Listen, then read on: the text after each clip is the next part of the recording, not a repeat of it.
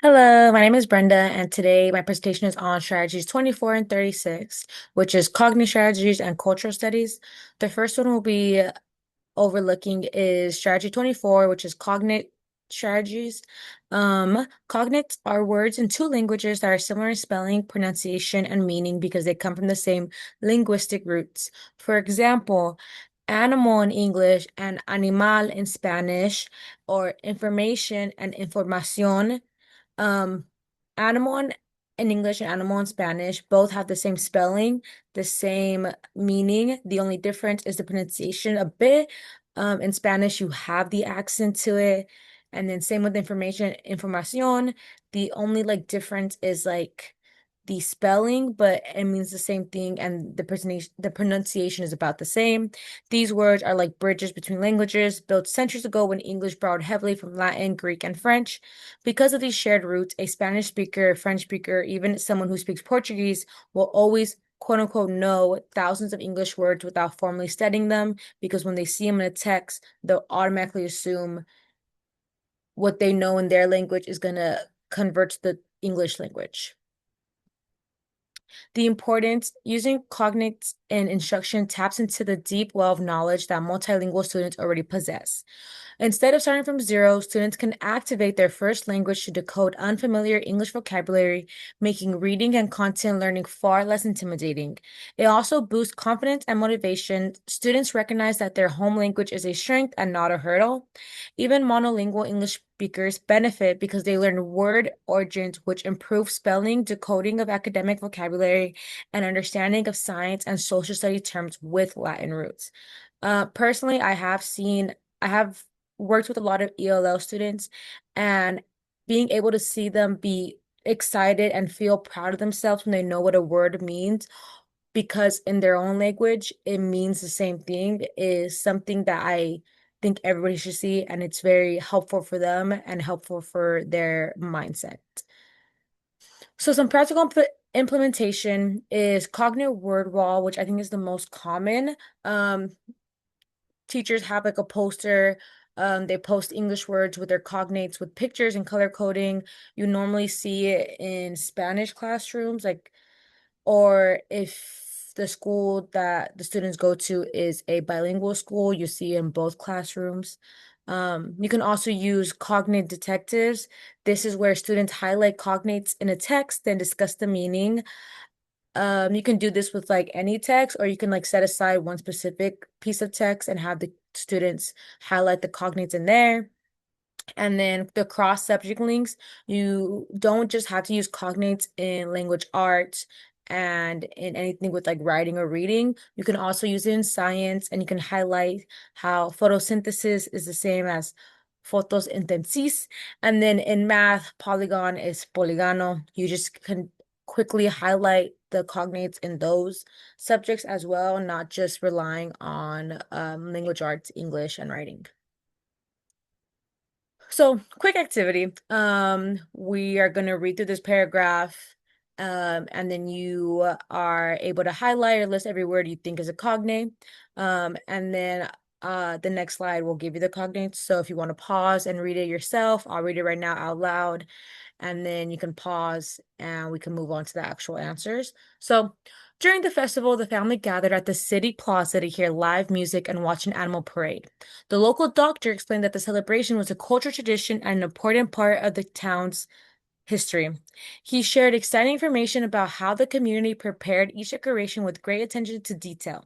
Many visitors admired the colorful art, tasted delicious chocolate, and took photos of the bright candles. So you can pause, because the next slide will give you the answers if you are doing the activity with me. So 3, 2, 1. The real cognates are festival, family, plaza, music, animal, doctor, tradition, history, information, community decoration, attention, art, chocolate, and candles. I think this also showcases how many words in the English language are cognates and come from other languages, which I think is very interesting to see. Now on to our second strategy, strategy 36, which is cultural studies. So, cultural studies is an instructional approach that purposefully incorporates students' cultural backgrounds, histories, and lived experiences into everyday learning.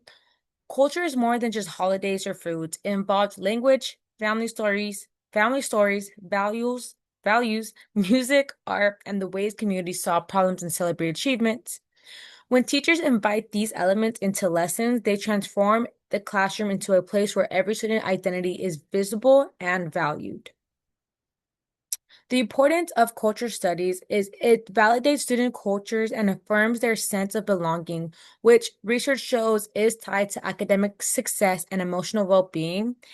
It encourages empathy and respect among classmates, helping students appreciate perspectives beyond their own and opening their minds to different cultures around them.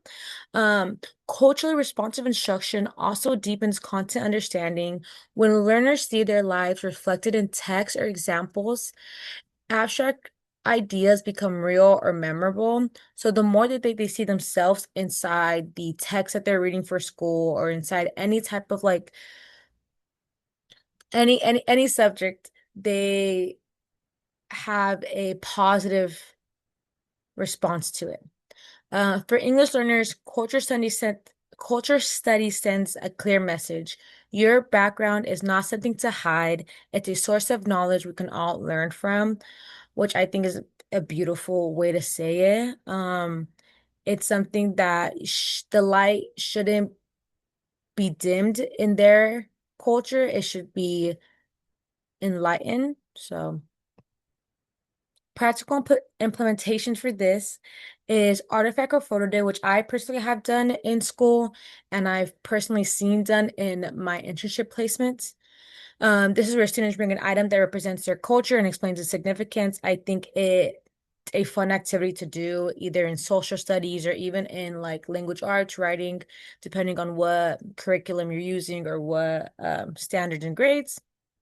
And it also gives kids like a really exciting way to talk about their culture, and they can even write a paragraph about what it means in their culture, and that would help their writing. The second one is multicultural literature and music, which I feel like I personally have seen done more like way more now than it has been before. I think a lot of teachers nowadays have a lot of multicultural literature in their classroom, no matter like the ages. I've seen kindergarten teachers, I've seen eighth grade teachers, and then in high school, you get exposed to it more. So this is where you select texts and songs from the cultures present in the classroom to have each kid feel represented and respected. And the last one is student culture interviews. This is where you pair up certain students that aren't from the same cultural background and they ask each other about traditions, foods, or family histories and share findings. I think this is a great writing project the kids can do. It'll help them with their writing and it help them open their mind to the different cultures around them and the different cultures of their friends.